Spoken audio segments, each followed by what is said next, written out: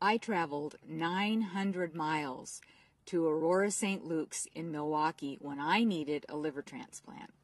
When I was 12 years old, I received a blood transfusion. And back then they didn't screen blood for any sorts of diseases, so I acquired hepatitis C. Hepatitis C is a disease that slowly destroys the liver. So I remained symptom-free for most of my life until September 16th of 2011. My husband came into the room and I was laying in the bed. My eyes were wide open. I couldn't speak. I couldn't move. So he picked me up and took me to Rapid City, South Dakota, to the ER. From there, I was transferred to Sioux Falls. The doctors in South Dakota mainly said if I didn't get a new liver, I was going to die. A liver transplant is not the easiest thing to go through.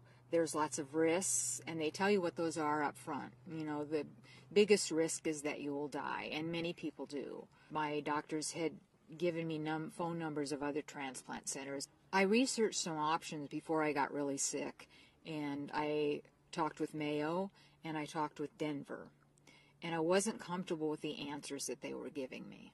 My doctors told me about St. Luke's. They talked about how cutting edge it was, how caring they were, and so then I made the decision to go there.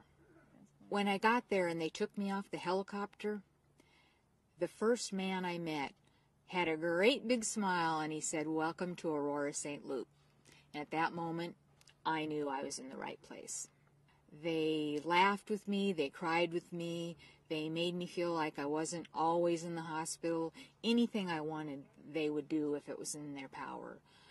They made it seem like home. My husband was with me too, and they took really good care of him. Dr. Steers, who's the head of the transplant department, was a wonderful man and came in every day smiling and asked me how I was doing. He was just a really nice, calm man. There was a physician's assistant to Dr. Steers. His name was Spencer.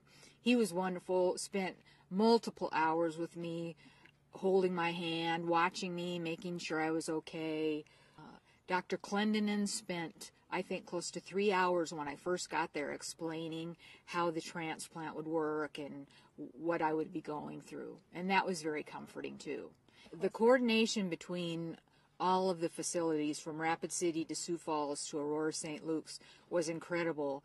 My outcome was incredibly wonderful considering the operations that I had. Before the transplant, I was always tired. I never had enough energy, and, you know, it was always soldiering my way through to get through the day. Now, I haven't felt this good really in years. I'm up to walking 3/4 of a mile, and I hope to make it 2 miles eventually. I'm not taking naps anymore during the days. I'm just glad to be alive, and I'm glad to have energy to do things now.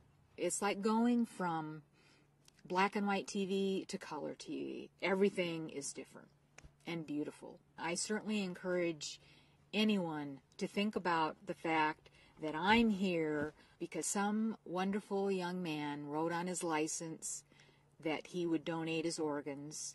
So when he died, I got his liver. Someone should be an organ donor because you give a person who is at death's door another chance at life. I had the most wonderful experience at Aurora, St. Luke's. I found that I'm a lot stronger than I thought I was, and I found that life's amazing.